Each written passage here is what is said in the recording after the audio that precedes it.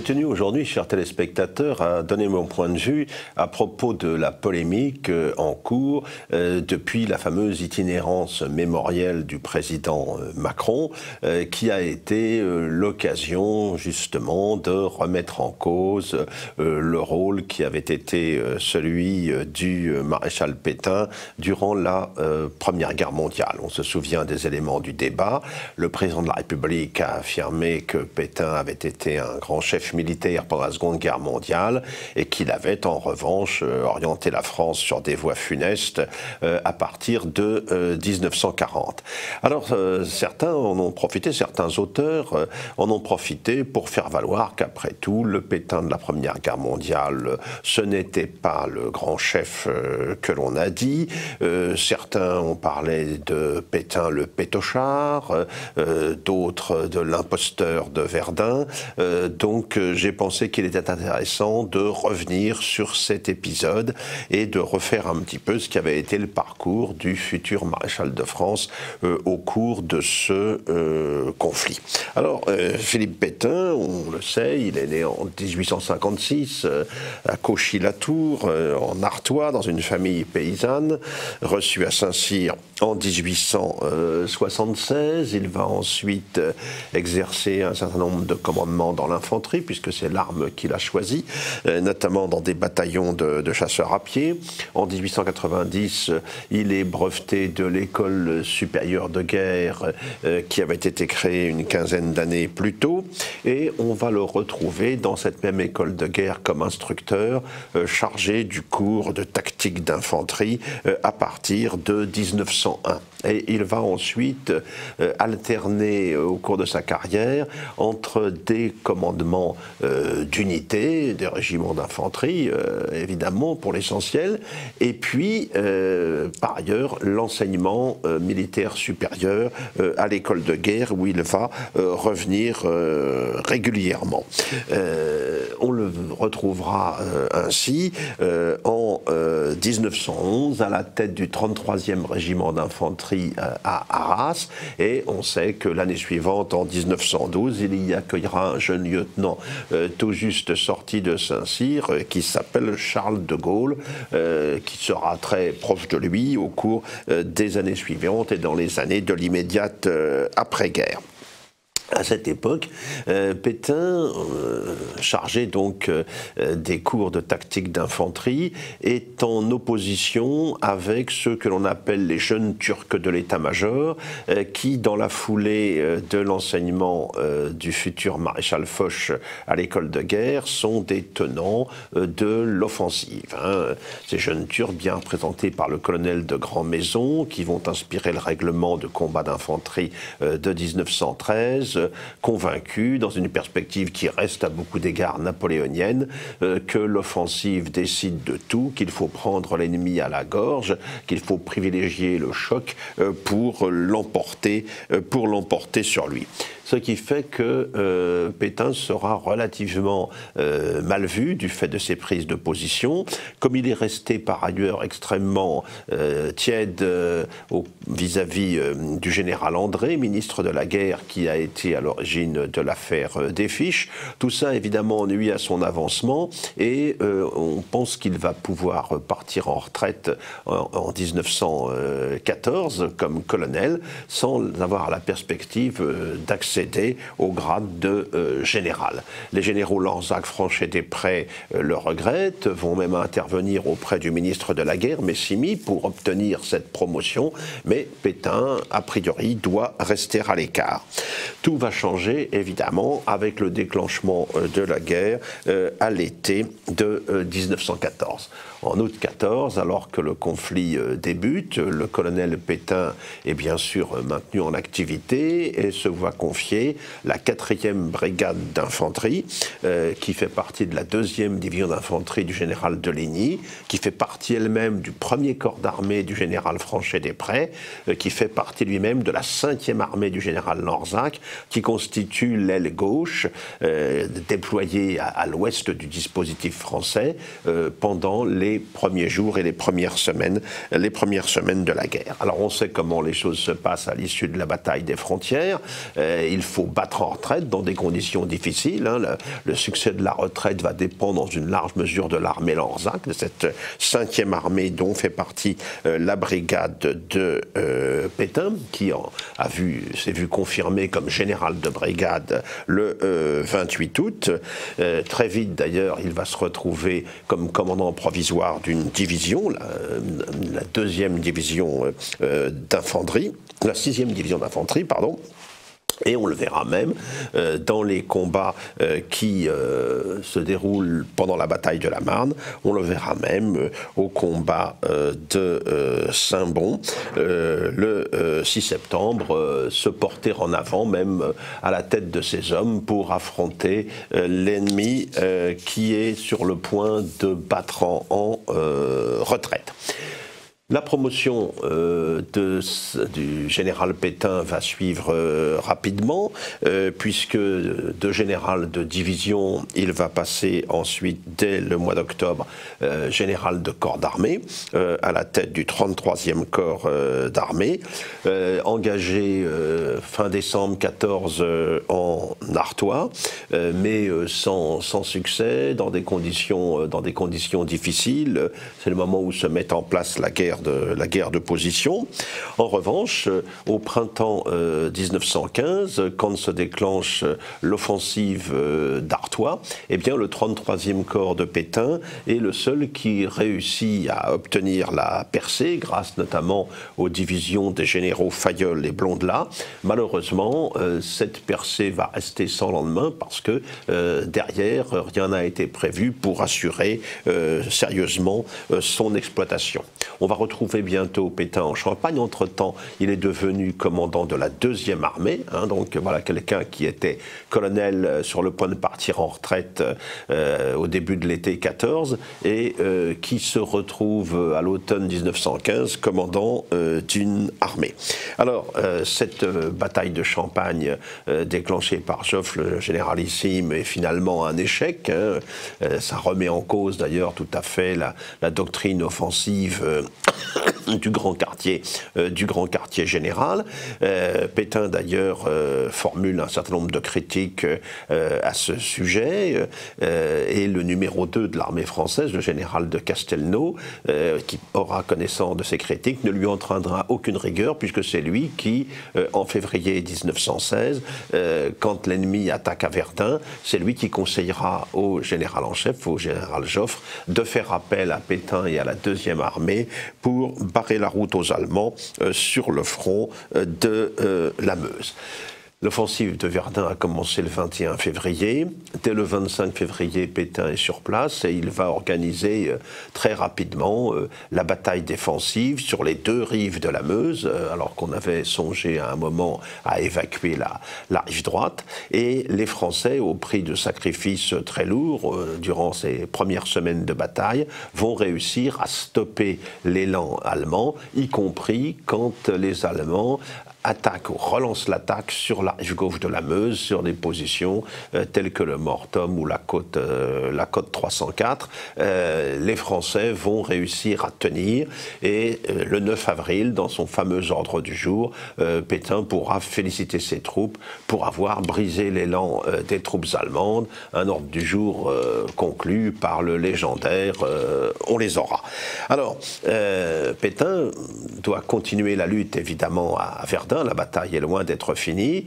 Ça va créer des difficultés avec le haut commandement, avec Joffre, car Joffre a prévu une grande offensive à l'été 1916 qui doit se déclencher sur la Somme, et il veut réserver des forces suffisantes pour cela.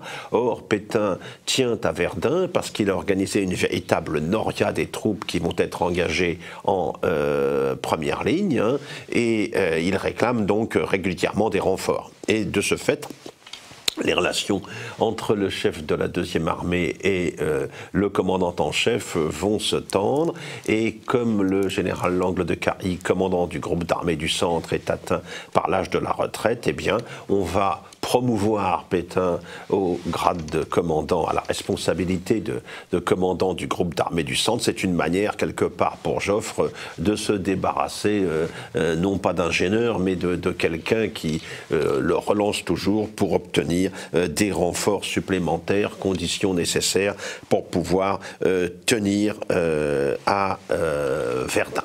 Alors, Pétain se retrouve donc dans ses nouvelles responsabilités.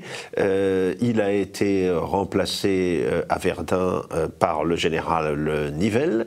Nivelle va poursuivre dans la ligne qui avait été celle de Pétain au cours des mois suivants à Verdun. On connaît les développements ultérieurs de la bataille, notamment au printemps, les mêlées furieuses qui ont lieu autour de Fleury, un premier échec des Français pour reprendre Douaumont, la chute du fort de Vaux, la résistance décisive du fort de Souville au mois de juillet, et puis au bout du compte, les Allemands qui savent que l'offensive alliée sur la Somme est imminente vont abandonner la partie à Verdun, et à la fin de 1916, la reprise de Douaumont, la reprise de Vaux vont sceller la victoire française, une victoire qui est accordée en fait à deux hommes, Pétain d'une part, Nivelle d'autre part, Nivelle qui a été son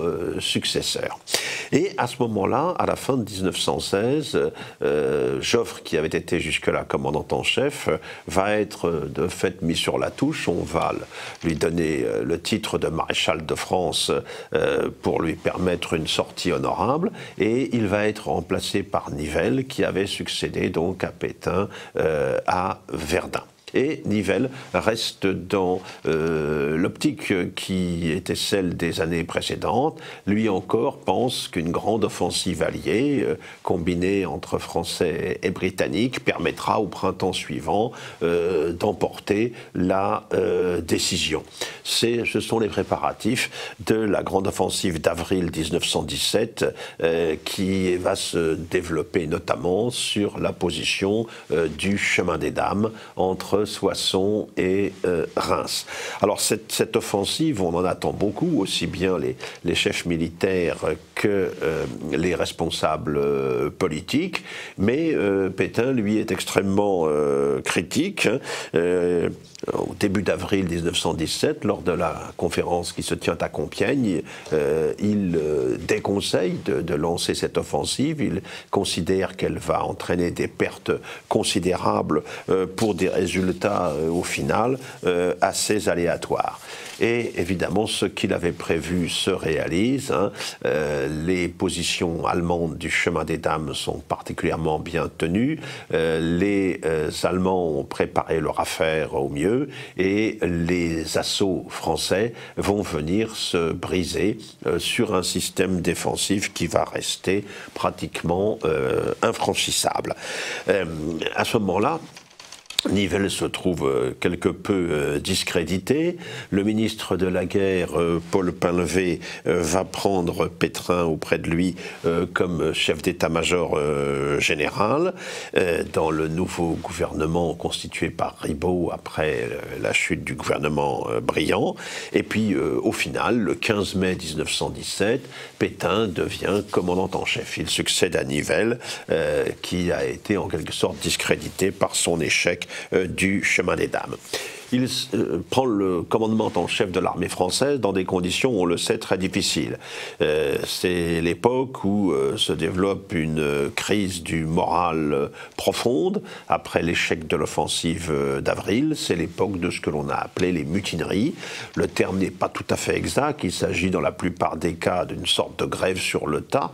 Les unités, les soldats refusant de remonter en ligne si c'est dans la perspective d'une nouvelle offensive, mais ne contestant pas le le fait de devoir tenir les tranchées pour faire face à l'ennemi si celui-ci vient à attaquer. En tout cas, il faut réussir à reprendre en main la situation. Pétain va y parvenir de manière très efficace. Bien sûr, il y aura une part répressive à tout cela. À la suite des mutineries, 150 condamnations à mort seront prononcées, mais une vingtaine seulement seront exécutées. Pétain a bien compris que la répression ne suffirait pas. Il sait que ce sont les conditions de vie des soldats du front. Et quand des condamnations à mort ont été décidées, il a même demandé de manière très régulière au président de la République, Raymond Poincaré, d'user de son droit de grâce, ce qui a été fait. Et puis, Pétain, pour rétablir le moral défaillant, va surtout s'attacher à changer les conditions de vie des combattants. On va améliorer l'ordinaire, on va mettre en place un nouveau système de permission, on va développer à l'arrière des distractions pour les soldats qui, généralement, s'abandonnaient plutôt à l'alcool. Tout cela va contribuer à restaurer le moral. Pétain, d'ailleurs, ne manque pas d'aller au contact de la troupe. Il comprend ce qu'est la communication, ce qu'on appellera plus tard la communication. Tout cela va, en quelque sorte, restaurer la confiance. Mais ce qui est surtout important, c'est que Pétain annonce clairement une nouvelle stratégie. Jusque-là, on avait privilégié l'offensive avec des pertes considérables pour des résultats à peu près inexistants. Eh bien, il va prendre une posture de défensive expectante, selon l'expression du général Le Groïnec, le biographe du maréchal Pétain. C'est-à-dire qu'il attend, il résume tout cela dans une formule: j'attends les Américains et les tanks. Voilà, on va rester sur la défensive, éviter des pertes inutiles tout le temps qu'il faudra, et quand le rapport de force sera devenu favorable avec l'arrivée des Américains en 1918, à partir de 1918 principalement, eh bien, on pourra à ce moment-là reprendre l'initiative. Et puis, à la fin du mois d'octobre 1917, toutefois, on va quand même lancer une offensive. C'est la bataille pour le fort de la Malmaison, à l'ouest du chemin des Dames. C'est un succès complet. L'armée française, après le passage à vide du printemps 17, se trouve de fait complètement remise sur pied, et de plus et de mieux en mieux équipée. L'armée française devient à cette époque, c'est pas seulement le fait de Pétain bien sûr, c'est un travail qui trouve ses racines en amont, devient à l'époque une véritable armée industrielle. Ce n'est plus l'armée de l'été 14 qui, à beaucoup d'égards, ressemblait encore à l'armée du Second Empire.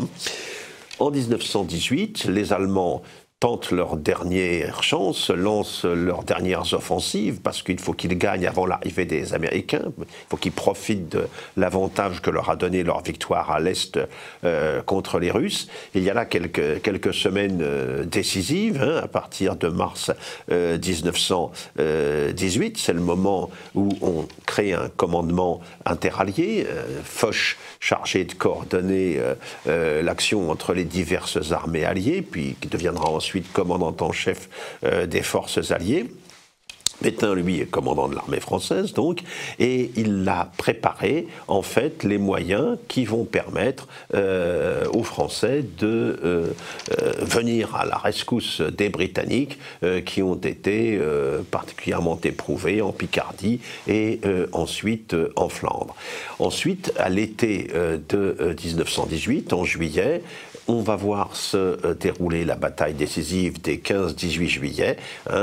Là, Pétain la prépare, ayant été bien informé des intentions allemandes, avec une manœuvre défensive-offensive.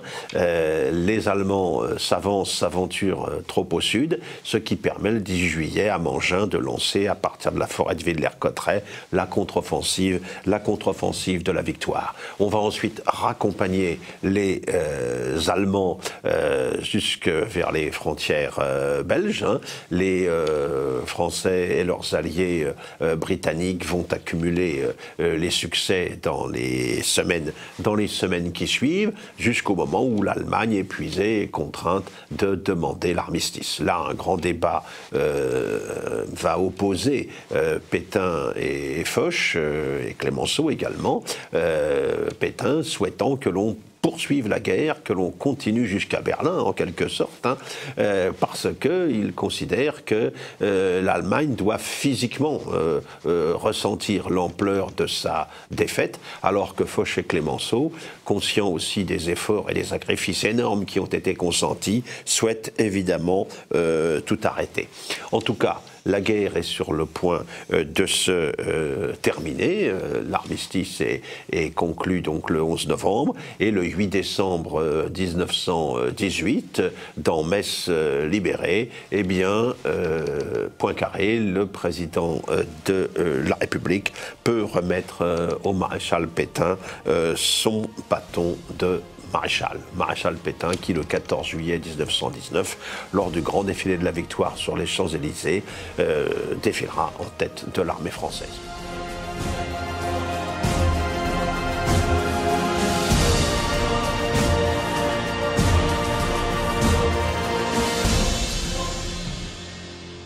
C'est encore une histoire originale que je vais vous raconter aujourd'hui, car c'est sans doute la toute première fois que vous entendez parler de Jeanne Mance, à moins que vous soyez québécois. Pourtant, la vie de Jeanne Mance est mêlée étroitement à l'un des pans de notre histoire les plus passionnants et les plus extraordinaires. Je veux parler de l'aventure de la Nouvelle-France. Imaginez une jeune fille née le 12 novembre 1606 à Langres, hein, c'est une petite ville de Bourgogne, il y a 412 ans aujourd'hui. Elle est la deuxième d'une famille de 12 enfants, une famille de la bourgeoisie dont les membres servent l'État. Son père est procureur du roi de France. La petite Jeanne est instruite par les Ursulines et montre de bonne heure un caractère affirmé et plutôt généreux. Elle est aussi très tournée et très attirée par la foi. Elle veut s'occuper des autres, soigner les plus faibles, apporter son aide aux plus démunis. À 16 ans, elle tombe très gravement malade. Les médecins parviennent à la guérir, mais lui prédisent une santé fragile. Si elle ne s'engage pas dans les ordres et reste laïque toute sa vie, elle fait de bonne heure vœu de chasteté. Dans sa jeunesse, dès qu'elle le peut, elle aide son père dans certaines tâches juridiques, acquérant une formation qui lui sera très utile plus tard. Très vite, la vie lui donne l'occasion de se dévouer aux autres, puisque son père meurt au début de l'été 1630, Jeanne a 24 ans. Puis, c'est sa mère qui meurt à son tour 2 ans plus tard. Bien entendu, c'est Jeanne qui s'occupe désormais de ses 11 frères et sœurs. Pour ne rien arranger, les temps sont difficiles, l'époque est trouble. Peu de temps après la mort de sa mère, une épidémie de peste se déclare à Langres, début novembre 1632. La ville s'organise pour enrayer l'épidémie et Jeanne, aux côtés des sinistres saccards, ces infirmiers croque-morts, se dévoue auprès des malades. Heureusement, cette petite peste, comme elle est appelée, ne dure que 3 mois. Mais 3 ans plus tard, une nouvelle épidémie de peste survient, plus grave que la précédente, la grande peste de Langres, qui va durer jusqu'en 1638 et faire 5500 morts à Langres et aux alentours. Pour couronner le tout, la ville subit les effets de la guerre de 30 ans, qui déchire l'Europe depuis 1618, car la France est rentrée en guerre contre l'Espagne en 1635. Dès l'année suivante, les troupes impériales du général Gallas, particulièrement indisciplinées, elles ont très mauvaise réputation, pénètrent dans les faubourgs et pillent la ville. Certains soldats rentrent même dans les maisons des pestiférés pour les piller. C'est pendant ces événements que Jeanne se distingue à nouveau par les soins qu'elle porte aux malades et aux blessés, par sa totale abnégation. Malgré son exposition à toutes ces calamités, Jeanne survit. En son fort intérieur, elle sent qu'elle a besoin d'autre chose, qu'elle est faite pour autre chose. Et c'est là qu'arrive de Paris, à Langres, son cousin germain, Nicolas d'Olbeau. Celui-ci est clerc, chapelain à la Sainte-Chapelle et précepteur du duc de Richelieu. Nicolas raconte à sa cousine l'aventure de la Nouvelle-France. Il lui fait une description extraordinaire du travail accompli par les colons et par les religieux là-bas. Il lui raconte en particulier le départ récent pour Québec d'une jeune femme de la noblesse, Madeleine de la Peltrie, qui est partie avec des sœurs Ursulines pour fonder école et hôpital à Québec. Madeleine est noble, elle a juste 2 ans de plus que Jeanne. C'est une véritable révélation pour Jeanne Mance que l'aventure intéressait depuis longtemps. Elle se dit, si Madeleine de la Peltrie l'a fait, pourquoi pas moi ? Partout en France, on parlait de cette ville de Québec, fondée en 1608 par Samuel de Champlain. On parlait des colons qui y faisaient un travail formidable. Donc ça intéressait Jeanne depuis longtemps. Jeanne pressent que là-bas, dans cette terre lointaine, se trouve sa vocation de laïque missionnaire. Elle part alors à Paris, logée chez des cousins auxquels elle ne dit rien de ses projets. Elle rencontre tout d'abord le procureur des missions au Canada, le père Charles Lallemand, et celui-ci trouve que la jeune femme a beaucoup de personnalité et qu'elle aurait éventuellement les épaules pour mener une mission à Québec. Mais si le projet de Jeanne se précise, elle veut encore se renseigner. Elle hésite. Elle se demande si elle n'est pas trop faible pour faire un tel voyage. Elle étudie les pour, les contre, car Jeanne n'est pas une tête brûlée. Elle réfléchit toujours et elle prend toujours de nombreux conseils avant de prendre une décision. Une décision qui, évidemment, n'est pas très facile à prendre. Elle réussit à se tisser un réseau utile et commence à parler plus ouvertement de son entreprise autour d'elle. Nombreuses sont les personnes qui la soutiennent, mais d'autres, en particulier ses frères et sœurs, essaient de la décourager. Ils la trouvent complètement inconsciente. Son projet fait en revanche sensation dans la société parisienne. Il faut imaginer que c'est une aventure extraordinaire à l'époque.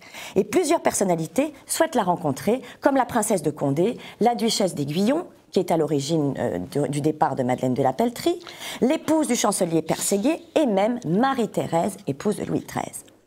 Jeanne prend aussi contact avec la Compagnie de Jésus en rencontrant l'un de ses maîtres. C'est à ce moment-là qu'elle est présentée à la riche veuve de Claude de Buyon, surintendant des finances de France. Les 2 femmes sympathisent vite et Madame du Buyon lui demande un jour, dans le pays où vous allez, mademoiselle, ne prendriez-vous pas soin, en mon nom, d'un hôpital que j'ai dessein d'y construire ? Cette grande dame ne demande qu'une seule chose, garder l'anonymat. Jeanne et Madame de Buyon se rencontrent plusieurs fois. À chaque fois, Jeanne repart avec de l'argent pour son entreprise, au point que les valets de la chaise à porteur remarquent qu'elle est plus lourde au retour qu'à l'aller. Prudente, Jeanne Mance change ses heures de visite pour ne pas avoir les mêmes valets à chaque fois. Jeanne, qui a mûri sa décision, devient alors membre de la Société Notre-Dame de Montréal. Elle part à La Rochelle. Et cette société a été créée par un notable de la Flèche, Jérôme Le Royer de la Dauversière. C'est un homme pieux qui s'est senti appelé dans le but de fonder une colonie sur l'île de Montréal. Pour son projet, il est déjà en contact avec un jeune noble qui désire participer à l'évangélisation du Nouveau Monde et qui dirigera l'expédition. Il s'agit de Paul de Chaumedet de Maisonneuve. Mais la Société Notre-Dame de Montréal et Jérôme Le Royer savent qu'il leur manque une personne capable de s'occuper de toute la logistique. Il leur manque, ils la décrivent ainsi, une femme sage et intelligente, d'un courage à toute épreuve et d'une résolution mâle, qui les suivit en ce pays pour prendre soin des denrées et des diverses fournitures nécessaires à la subsistance de la colonie et en même temps pour servir d'hospitalière aux malades et aux blessés. Quand Jérôme Le Royer rencontre Jeanne à La Rochelle, ils s'entendent parfaitement. Il voit en Jeanne la personne qui lui manquait, elle est presque envoyée par la Providence pour lui. Et Jeanne sait parfaitement quelle est cette personne qu'il leur faut. Quand il lui demande « Maisonneuve va s'occuper des choses du dehors et la guerre. Accepteriez-vous de vous occuper des choses du dedans ?» Encore une fois, Jeanne Mance sait qu'elle est faite pour cette mission. Elle est instruite, a des connaissances en droit, en médecine, elle est débrouillarde. C'est vraiment une mission pour elle. Elle accepte. Et le 9 mai 1641, elle quitte La Rochelle avec le père de la place, un jésuite, pour un voyage qui va durer 3 mois. Un voyage dans des conditions très difficiles.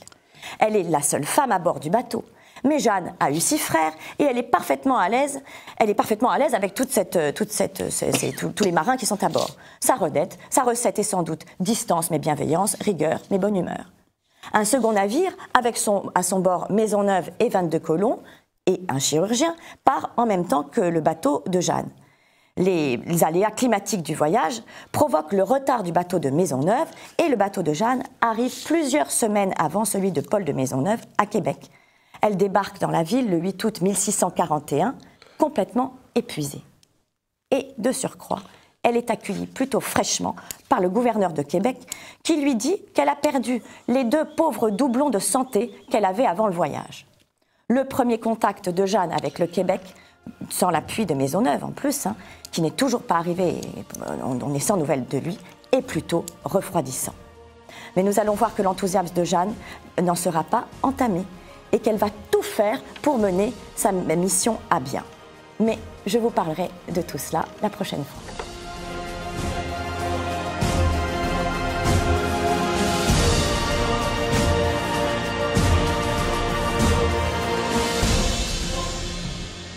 Je reçois aujourd'hui, chers téléspectateurs, mon ami Jean-Yves Le Gallou, qui vient de publier un essai sur la préférence de civilisation intitulé « Européens d'abord ». Aux éditions Via Romana. Alors Jean-Yves Le Gallou, il est bien connu en tant que militant du camp national. Il s'est consacré à de très nombreuses activités, spécialiste aujourd'hui notamment de la désinformation ou de la réinformation plus exactement. Mais il faut rappeler que c'est aussi un passionné d'histoire qui, je crois même, il y a quelques années, a même été lauréat du concours général en histoire. Il y a quelques années. Il y a quelques années. Et Jean-Yves, d'ailleurs, puise dans l'histoire de manière continue pour alimenter son propos dans cet essai qui constitue, je crois, un manifeste tout à fait décisif qui devait être lu par tous les Européens inquiets d'aujourd'hui parce qu'il nous propose un certain nombre de pistes de réflexion et puis un certain nombre de voies pour sortir justement de la crise que connaît l'Europe aujourd'hui. Alors, vous commencez l'ouvrage, Jean-Yves, avec un chapitre consacré à la crise de conscience européenne. C'est un petit clin d'œil au livre de Paul Hazard évoquant la jeunesse de l'époque des Lumières et qui fait référence sur la question. Nous sommes un petit peu dans une période à certains égards analogues. Vous parlez de fin de cycle d'une frange, d'une partie de l'histoire européenne, donc de préparation de quelque chose à venir. Ça nous met tout de suite d'emblée dans la longue durée de cette histoire européenne nécessaire pour bien évaluer les défis qui sont les nôtres aujourd'hui, que nous devons relever aujourd'hui. Oui, alors je crois que le défi que nous devons relever aujourd'hui, c'est de sortir de ce que Dominique Vénère appelait le siècle de XIV.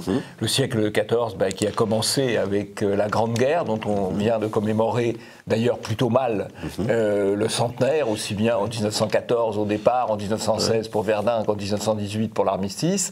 Et je crois que si on a mal commémoré le centenaire, c'est évidemment pour des raisons politiques, idéologiques de la part de nos gouvernants qui voulaient biaiser l'histoire, mais c'est aussi parce que fondamentalement la guerre de 1914-1918, c'est quand même le début de la fin, d'un certain point de vue, de la civilisation européenne. En tout cas, c'est la fin d'un cycle de domination, d'un cycle d'expression, d'un cycle d'harmonie aussi.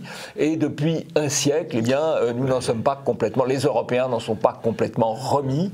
Ils ne se sont pas remis de cette guerre fratricide et ils ne se sont pas remis de la culpabilisation qu'on leur a mis ensuite sur le dos, avec la culpabilisation en raison de la Seconde Guerre mondiale, la culpabilisation en raison de la colonisation, la culpabilisation en raison de l'esclavage. Les Européens ploient sous le fardeau de toutes ces culpabilisations qui sont des conséquences quand même de la Première Guerre mondiale, de ce désastre finalement, dans la mesure où les soldats eux-mêmes n'avaient plus forcément toujours la possibilité d'exprimer les vertus héroïques traditionnelles, puisque la majorité de ceux qui ont été tués l'ont été tués industriellement parce qu'ils recevaient des obus qui leur tombaient dessus, ce qui ne veut pas dire évidemment qu'il y a eu beaucoup d'actes d'héroïsme, il y en a eu, qu'il y a eu les assauts, qu'il y a eu des deux côtés d'ailleurs, mais le côté guerre industrielle a aussi profondément changé gérer les choses. Et ça, nous n'en sommes pas encore complètement remis non plus. Voilà, et nous ne sommes pas remis du sombre XXe siècle qui a suivi donc cette guerre de 1914. Alors faut-il leur rappeler qu'en 1900, l'Europe était au fait de sa puissance, de son influence. Il suffit de voir où elle en est au début du XXIe siècle pour mesurer l'abîme qui sépare ces deux situations. Alors, je crois qu'il y a aussi un abîme par rapport à l'acceptation de la mort, y compris à la guerre. J'ai assisté aux cérémonies du 11 novembre à Saint-Gervais, donc dans la France profonde, et le maire a cité, je crois, je ne sais pas si c'était la consigne générale, il a cité les soldats qui avaient été tués pour la France en 2018. Et il a cité 3 noms. C'est-à-dire que 3 noms, alors que pendant la guerre de 14, il est mort pendant 4 ans, 1000 personnes par jour. Et donc on voit le fossé pour la France, oui, bien sûr, côté français. Ouais. On voit le fossé entre deux univers, ce qui ne retire évidemment rien au sacrifice de ces 3 soldats français dans des unités parachutistes et une unité de Légion. Alors, il y a aussi un point de réflexion intéressant dans votre essai, c'est le thème de la fragilité des civilisations. Ça nous renvoie à la fameuse formule de Valéry, nous savons, nous autres civilisations, après la guerre de 14, nous savons maintenant que nous sommes mortels, et ce que vous mettez bien en lumière, c'est que la civilisation européenne dont nous sommes les héritiers, qui a une certaine durée derrière elle, eh bien, aujourd'hui, elle apparaît extrêmement fragile à beaucoup d'égards. On peut même considérer qu'elle est peut-être menacée de disparaître. Oui, alors je crois qu'on a de la part des gouvernants une volonté, des gouvernants, j'entends des gouvernants politiques, j'entends des gouvernants médiatiques, j'entends des gouvernants intellectuels, il y a une volonté de déconstruction de tout ce qui a fait une société, une civilisation. Et je crois qu'on est dans une logique d'IVC, d'interruption volontaire de civilisation. Puisqu'on veut rompre avec notre passé, on ne veut retenir de notre passé que ce qui est susceptible de nous culpabiliser, et non pas ce qui est susceptible de donner une certaine fierté, une certaine volonté de continuer. On veut rompre les relations entre les hommes et les femmes, organiser une guerre entre les hommes et les femmes. On veut rompre avec les traditions culturelles, on veut rompre avec les traditions artistiques. La tradition artistique de l'Europe, c'est l'art de la représentation, l'art de l'incarnation, l'art de la figuration. On a passé tout ça à la trappe avec l'art dit contemporain et avec l'art conceptuel. Donc il y a dans tous les domaines, il y a une volonté de déconstruction et de destruction des rapports de civilisation. Alors, cette menace, elle prend 2 formes selon vous. Vous insistez en tout cas sur celle-là. C'est d'une part l'américanisation et d'autre part l'islamisation. 2 choses qui menacent en quelque sorte, selon vous, l'identité européenne, dans des registres d'ailleurs différents. Alors, on peut avoir d'ailleurs l'islamisation de l'américanisation. Quand vous avez les racailles de banlieue qui brûlent des voitures et caillassent des policiers ou des passants à l'occasion d'Halloween, vous avez l'islamisation de l'américanisation. Un résumé de la situation. Un peu un résumé de la situation. Ouais. Alors l'américanisation, c'est quoi ? C'est un peu la dictature de la propagande marchande. Voilà. Donc quand je dis l'américanisation, ça sort évidemment de l'Amérique. C'est la dictature de la propagande marchande où n'a plus de sens que ce qui est matériel, ce qui est quand même un impérialisme du vide. Et dans cet impérialisme du vide, qu'est-ce qui se met en place ? Eh bien, il se met en place l'islam et l'islamisation. Il faut voir d'ailleurs que dans l'islamisation, il y a 2 choses. Il y a les musulmans qui arrivent de partout et qui retrouvent leur culte et surtout leurs pratiques, leurs mœurs. Et puis, il y a aussi, malgré tout, c'est pas négligeable, les conversions. Je crois que dans les terroristes islamistes qui se sont manifestés, notamment en allant faire le djihad à l'extérieur de la France, il y a quand même 1/4 ou 1/3 de convertis. C'est-à-dire qu'il y a un phénomène dans les banlieues françaises et dans les banlieues européennes, il y a un phénomène d'assimilation. Il y a un phénomène d'assimilation, mais pas du tout un phénomène d'assimilation des minorités ethniques à la majorité d'accueil. Il y a un phénomène d'assimilation des minorités françaises là où les minorités ethniques sont majoritaires, et c'est évidemment un sujet supplémentaire de préoccupation.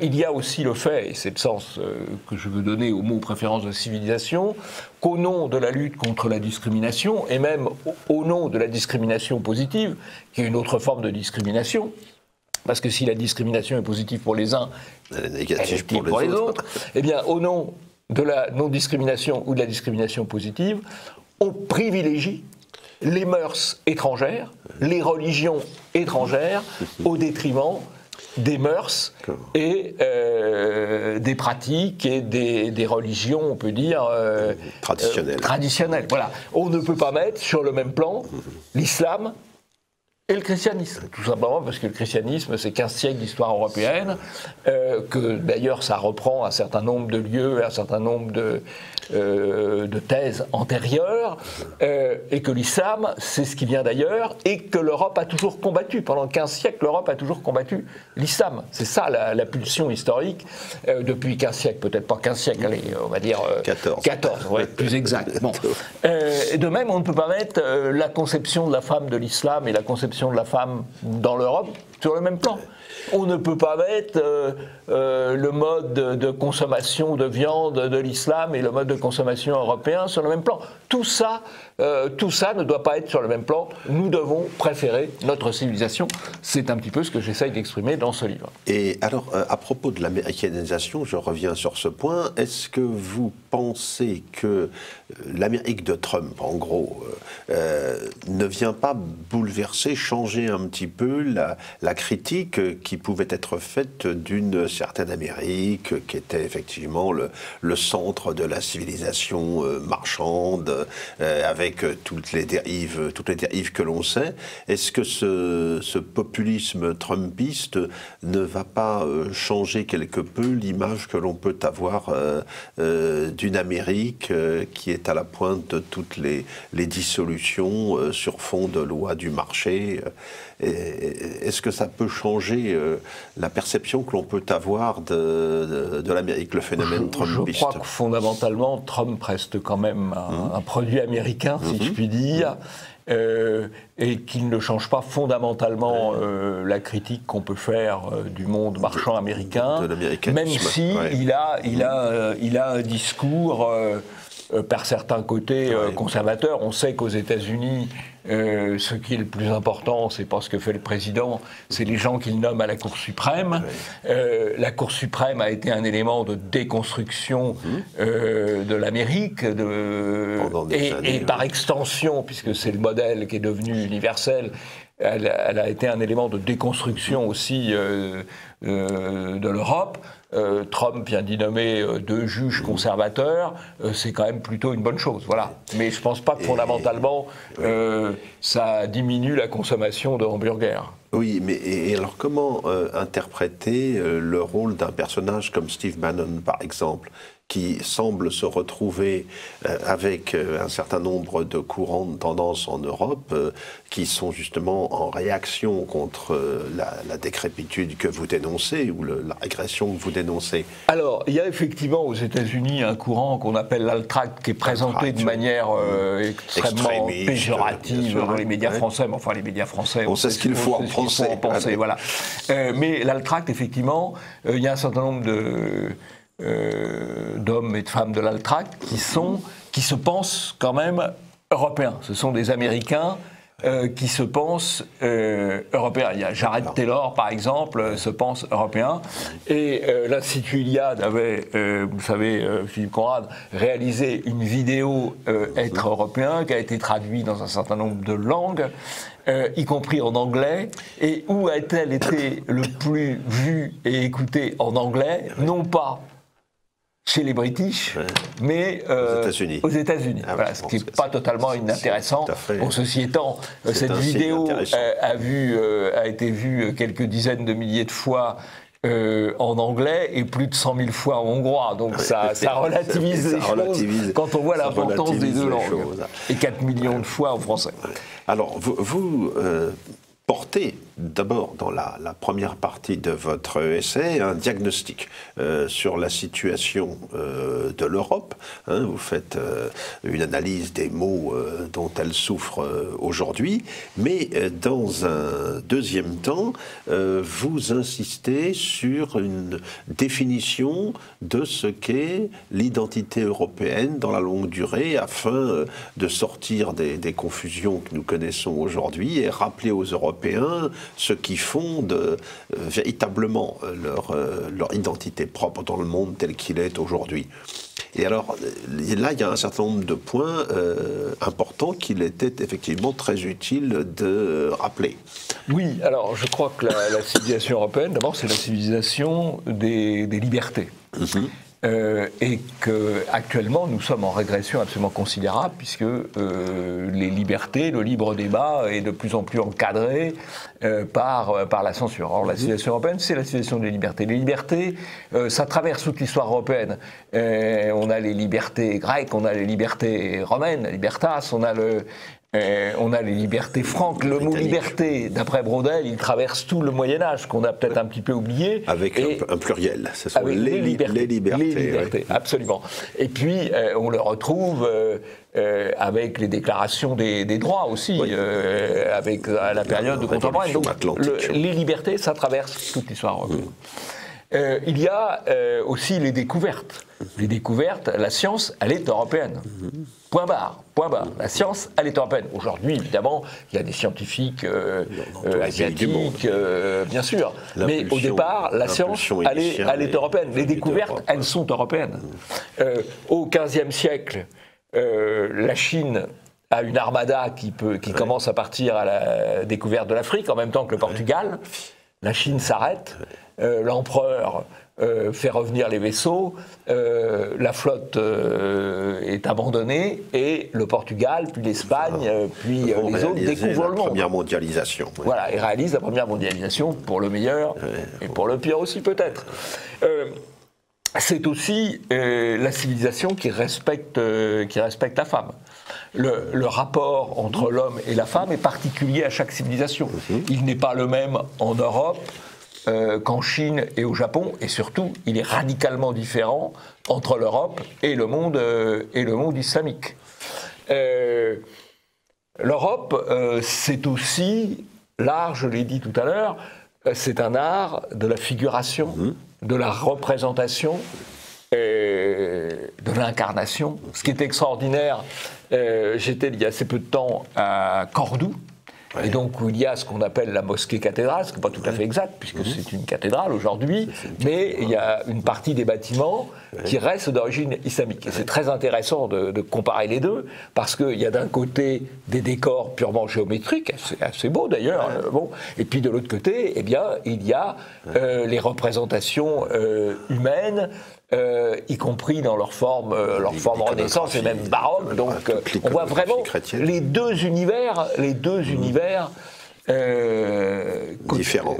différents et qui se trouvent là, au cas particulier et au cas tout à fait exceptionnel, côte à côte. Donc l'art européen, c'est un art de la représentation, c'est un art de l'incarnation, c'est un art de la figuration. Voilà toute une série de particularités de la civilisation européenne. D'où les pages très incisives que vous consacrez à l'art contemporain.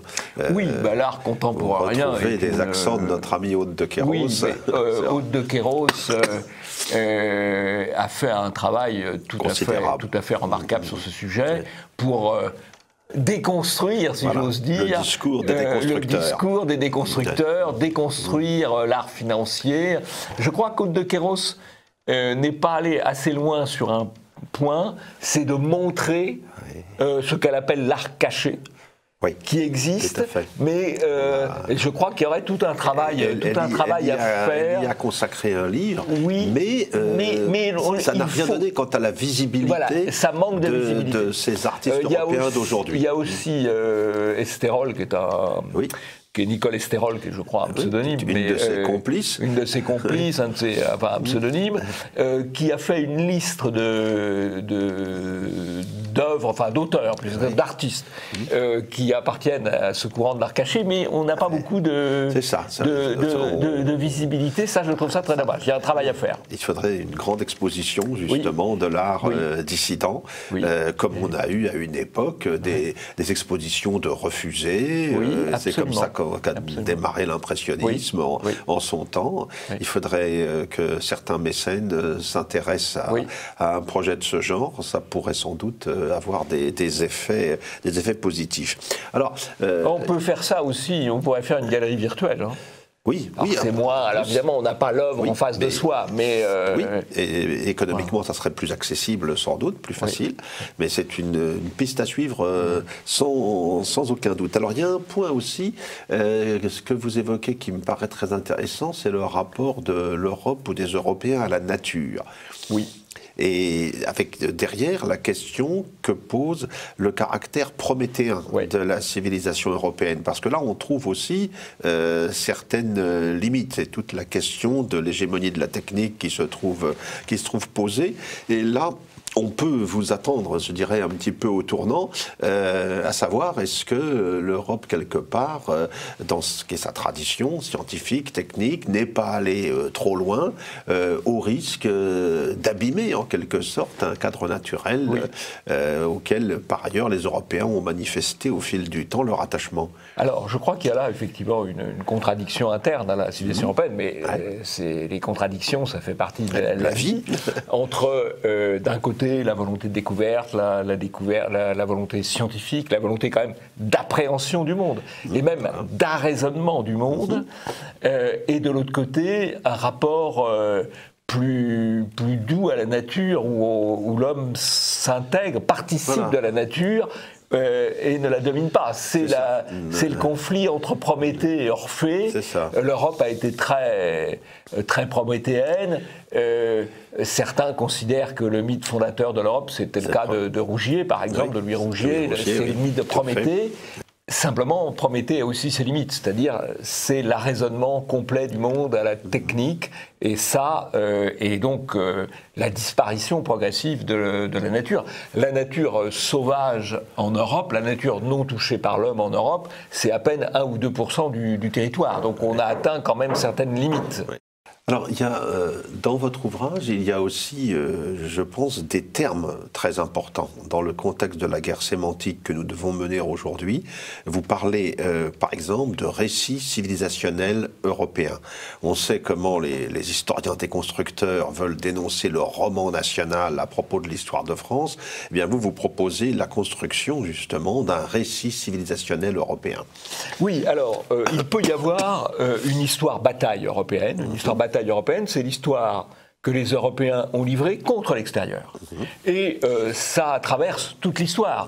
C'est le conflit Orient-Occident, à l'époque de la Grèce face aux Perses, à l'époque de Rome face aux Phéniciens. Ça, c'est le premier conflit. C'est le conflit aussi entre les deux empires, l'Orient, l'Occident, Auguste, Antoine. Ça, c'est le premier conflit civilisationnel. Et puis, il y a le conflit civilisationnel de 14 siècles avec l'islam, avec la bataille de Poitiers, avec la Reconquista, avec aussi la lutte contre les Turcs, la bataille de Lépante, la bataille de Vienne. Il y a une histoire bataille commune aux Européens. Ça, c'est le premier aspect du récit civilisationnel. Et puis l'autre aspect, c'est la traversée dans toute l'Europe, en tout cas depuis Rome, depuis le Moyen-Âge, des mêmes courants artistiques. L'Europe est romane, puis l'Europe est gothique, puis l'Europe est renaissance, puis l'Europe est baroque. C'est les mêmes mouvements artistiques, culturels, architecturaux qui se développent sur l'ensemble de l'espace européen. Voilà ce qu'il faut retrouver. L'identité européenne et la défense, la préservation de cette identité européenne, ça va de pair avec ce que vous appelez le droit à la continuité historique des Européens. C'est un concept qui me paraît tout à fait essentiel dans le débat tel qu'il est aujourd'hui. Je crois qu'aujourd'hui, on est en train de nier notre existence en nous imposant la submersion migratoire, le grand remplacement. On impose le grand remplacement au nom des droits individuels de l'homme, de gens qui viennent de partout ailleurs. Eh bien, en face de ce droit individuel de l'homme, de gens venus de partout ailleurs, il nous faut rappeler le droit des peuples européens à la continuité historique et donc à la défense de leur identité et de leur civilisation. Merci Jean-Yves Le Gallou.